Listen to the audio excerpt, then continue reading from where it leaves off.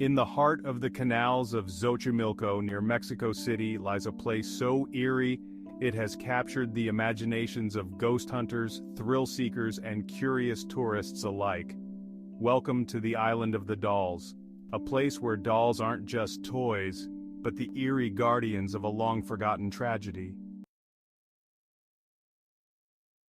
The island's eerie history begins in the 1950s, when Don Julian Santana, a solitary man, took up residence on this remote island.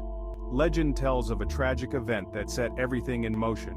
One day, while wandering the shores, Don Julian found the lifeless body of a young girl who had drowned in the murky canals. Grief-stricken and disturbed by the tragedy, Don Julian became convinced that her spirit lingered in the water, seeking vengeance for her untimely death. In an attempt to appease the girl's spirit and protect himself from what he believed were malevolent forces, Don Julian began hanging dolls around the island. Some dolls were found discarded, some given to him by visitors, others he salvaged from the canals themselves. As the years passed, the dolls became more than just inanimate objects to Don Julian. They were his companions, his protectors, and perhaps his guardians against something far more sinister. As the years went by, strange occurrences began to unfold. Locals and visitors began hearing whispers carried on the wind. Some claimed the dolls' eyes followed them wherever they went, while others felt a chilling presence, as if the dolls were watching their every move. Visitors to the island began to feel the eerie sensation that they were never truly alone. The belief grew that the dolls were no longer just toys but were now inhabited by the restless spirits of the dead, including the spirit of the drowned girl. And as the island's reputation spread, so did the whispers of their haunting power. For decades, Don Julian tended to the dolls, living alone on the island. His obsession with the dolls grew as he believed they were his connection to the spirit world. But in 2001, tragedy struck. Don Julian was found drowned in the same canals where the girl had met her fate.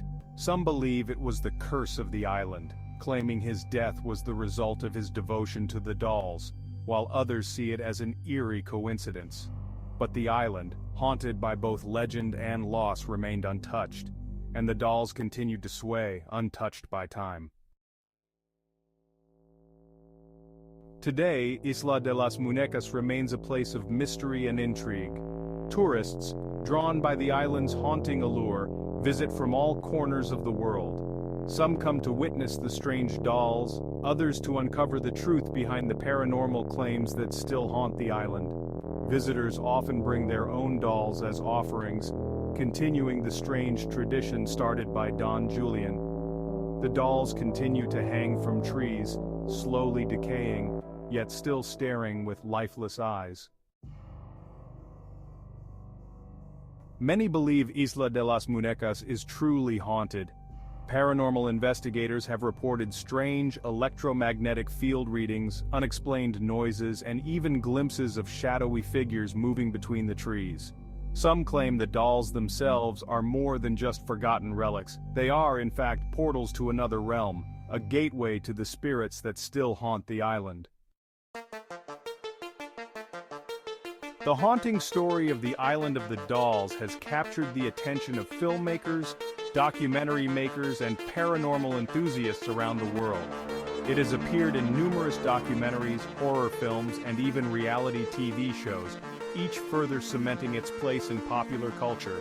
For some, the island represents the ultimate challenge. Can you visit without succumbing to the fear that the dolls might come to life? Or is it just a legend crafted by the curious minds of visitors and storytellers alike?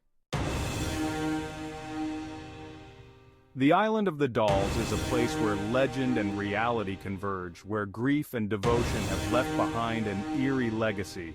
Whether haunted or simply the product of human imagination, the island stands as a chilling reminder of the power of stories, the weight of grief, and the mystery of the unknown. But as night falls, and the last whispers of the day fade, one question lingers. Are the dolls truly haunted, Or is it simply the fear that makes them seem alive?